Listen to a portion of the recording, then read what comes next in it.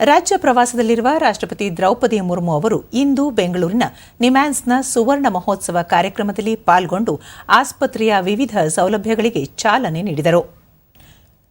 ಕಾರ್ಯಕ್ರಮದಲ್ಲಿ ಕೇಂದ್ರ ಆರೋಗ್ಯ ಮತ್ತು ಕುಟುಂಬ ಕಲ್ಯಾಣ ಸಚಿವ ಜೆಪಿ ನಡ್ಡಾ, ಮುಖ್ಯಮಂತ್ರಿ ಸಿದ್ದರಾಮಯ್ಯ, ವೈದ್ಯಕೀಯ ಶಿಕ್ಷಣ ಸಚಿವ ಡಾ ಶರಣಪ್ರಕಾಶ್ ಪಾಟೀಲ್, ಸಂಸದರಾದ ಯದುವೀರ ಕೃಷ್ಣದತ್ತ ಒಡೆಯರ್, ಡಾ ಮಂಜುನಾಥ್, ಪಿಸಿ ಮೋಹನ್, ತೇಜಸ್ವಿ ಸೂರ್ಯ ಸೇರಿದಂತೆ ಇತರ ಗಣ್ಯರು ಉಪಸ್ಥಿತರಿದ್ದರು. ಇದೇ ಸಂದರ್ಭದಲ್ಲಿ ನಿಮ್ಹಾನ್ಸ್ನ ಸ್ವರ್ಣ ಫಲಕ ಹಾಗೂ ಸ್ಮರಣ ಸಂಚಿಕೆಯನ್ನು ಬಿಡುಗಡೆಗೊಳಿಸಲಾಯಿತು. It is said that when we honor the past, we energize the future and the present becomes a celebration. It is for one such celebration that we have gathered.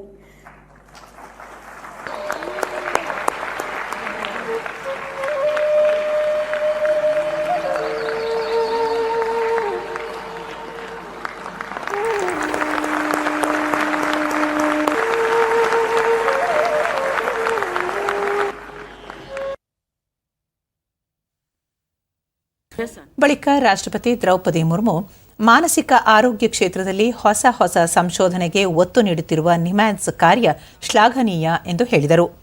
ಮಾನಸಿಕ ಆರೋಗ್ಯ ಎನ್ನುವುದು ಇಂದು ದೊಡ್ಡ ಸಮಸ್ಯೆಯಾಗಿ ಹೊರಹೊಮ್ಮಿದೆ. ಕೆಲವೊಮ್ಮೆ ಅತ್ಯಂತ ಕ್ಲಿಷ್ಟಕರ ಸನ್ನಿವೇಶವೂ ಎದುರಾಗುತ್ತದೆ. ಆದರೆ ಮಾನಸಿಕ ಸಮಸ್ಯೆ ಯಾವುದೇ ರೀತಿ ಇದ್ದರೂ ಅವುಗಳನ್ನು ಬಗೆಹರಿಸುವಲ್ಲಿ ನಿಮ್ಹಾನ್ಸ್ ಶ್ರಮಿಸುತ್ತಿದೆ. ಇದು ಅತ್ಯಂತ ಸಂತಸಕರ ಸಂಗತಿ ಎಂದು ಹೇಳಿದರು. In recent times, however, awareness about mental health has been rising. The unscientific belief and stigma associated with mental illnesses are a matter of past, making it easier for those suffering from various ailments to seek help. This has been a welcome development, especially at this juncture, because a variety of mental health issues are taking epidemic proportions around the world. The COVID-19 pandemic, in particular, led to a spike in such concerns. Many global trends are also contributing to the phenomenon. Every age group is facing problems peculiar to it.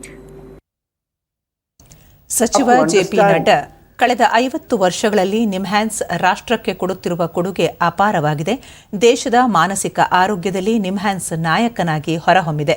ವಿಶ್ವದ 2ನೇ ಅತಿದೊಡ್ಡ ಮಾನಸಿಕ ಆರೋಗ್ಯ ಕೇಂದ್ರವಾಗಿದೆ. ಇದು ಅತ್ಯಂತ ಹೆಮ್ಮೆಯ ವಿಷಯವಾಗಿದೆ ಎಂದರು. ಪ್ರಧಾನಿ ನರೇಂದ್ರ ಮೋದಿ ಅವರು ಆರೋಗ್ಯಕ್ಕೆ ಹೆಚ್ಚಿನ ಒತ್ತು ಕೊಡುವ ಮೂಲಕ ಇಂದು ಆರೋಗ್ಯ ಕ್ಷೇತ್ರದಲ್ಲಿ ಅಗಾಧ ಬೆಳವಣಿಗೆಯಾಗಿದೆ. ರಾಷ್ಟ್ರಪತಿ ದ್ರೌಪದಿ ಮುರ್ಮು ಅವರು ಆರೋಗ್ಯ ಕ್ಷೇತ್ರದ ಸುಧಾರಣೆಗೆ ಸದಾ ಬೆನ್ನೆಲುಬಾಗಿ ನಿಂತಿದ್ದಾರೆ.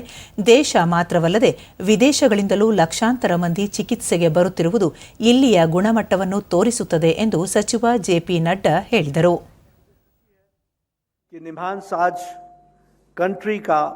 लीडिंग हेल्थ केयर प्रोवाइडर है in the mental health and in neurosciences. This is the leader, the निम्हांस is the leader. इससे हमको बहुत संतोष भी मिलता है और खुशी भी मिलती है. ಮುಖ್ಯಮಂತ್ರಿ ಸಿದ್ದರಾಮಯ್ಯ ಮಾನಸಿಕ ಆರೋಗ್ಯಕ್ಕೆ ಸಂಬಂಧಿಸಿದ ಎಲ್ಲ ರೀತಿಯ ಚಿಕಿತ್ಸೆಯನ್ನು ನೀಡುವ ಮೂಲಕ ನಿಮ್ಹಾನ್ಸ್ ಕಳೆದ 5 ದಶಕಗಳಲ್ಲಿ ವಿಶ್ವ ನಾಯಕನಾಗಿ ಹೊರಹೊಮ್ಮಿದೆ ಎಂದು ಹೇಳಿದರು. ನಗರ ಪ್ರದೇಶಗಳಲ್ಲಿ ಮಾತ್ರವಲ್ಲದೆ ಗ್ರಾಮೀಣ ಪ್ರದೇಶಗಳಲ್ಲಿಯೂ ಕಾರ್ಯಕ್ರಮಗಳನ್ನು ಆಯೋಜಿಸುವ ಮೂಲಕ ಮಾನಸಿಕ ಆರೋಗ್ಯದ ಬಗ್ಗೆ ನಿಮ್ಹಾನ್ಸ್ ಒತ್ತು ನೀಡುತ್ತಿದೆ. ಆತ್ಮಹತ್ಯೆಯಂತಹ ಘಟನೆಗಳನ್ನು ನಿವಾರಿಸುವಲ್ಲಿ ಜನರಿಗೆ ಸಲಹೆ ನೀಡುತ್ತಿರುವುದು ಉತ್ತಮ ಬೆಳವಣಿಗೆಯಾಗಿದೆ ಎಂದು ಹೇಳಿದರು. Traumatic brain injuries underscore its commitment to advancing healthcare standards. The Government of Karnataka takes immense pride in hosting an institution of such national significance and collaborates closely with NIMHANS to enhance mental health services across the state. ಬಳಿಕ ವೈದ್ಯಕೀಯ ಶಿಕ್ಷಣ ಸಚಿವ ಡಾ ಶರಣಪ್ರಕಾಶ್ ಪಾಟೀಲ್ ಮಾನಸಿಕ ಆರೋಗ್ಯಕ್ಕೆ ಸಂಬಂಧಿಸಿದಂತೆ ನಿಮ್ಹಾನ್ಸ್ ಹಲವು ದಶಕಗಳಿಂದ ನೀಡುತ್ತಿರುವ ಕೊಡುಗೆ ಅಪಾರವಾಗಿದೆ ಎಂದರು. ಆಧುನಿಕ ಜೀವನ ಶೈಲಿಯಿಂದಾಗಿ ಜಗತ್ತಿನಾದ್ಯಂತ ಮಾನಸಿಕ ಸಮಸ್ಯೆಗಳು ಹೆಚ್ಚುತ್ತಲೇ ಸಾಗಿದೆ. ಇಂಥ ಸಂದರ್ಭದಲ್ಲಿ ಅತ್ಯಾಧುನಿಕ ಸೌಲಭ್ಯಗಳೊಂದಿಗೆ ಜನರ ಮಾನಸಿಕ ಆರೋಗ್ಯವನ್ನು ಸುಧಾರಿಸುವತ್ತ ನಿಮ್ಹ್ಯಾನ್ಸ್ ಶ್ರಮಿಸುತ್ತಿರುವುದು ಶ್ಲಾಘನೀಯ ಎಂದು ಹೇಳಿದರು. Research is groundbreaking and every individual can live with dignity and hope. Once again, I extend my heartfelt congratulations to NIMHANS on this Golden Jubilee. May this institution continue to shine as a global beacon of healing, learning and discovery. ಇಂದು ಸಂಜೆ ರಾಷ್ಟ್ರಪತಿ ದ್ರೌಪದಿ ಮುರ್ಮು ಬೆಳಗಾವಿಗೆ ಭೇಟಿ ನೀಡಲಿದ್ದಾರೆ.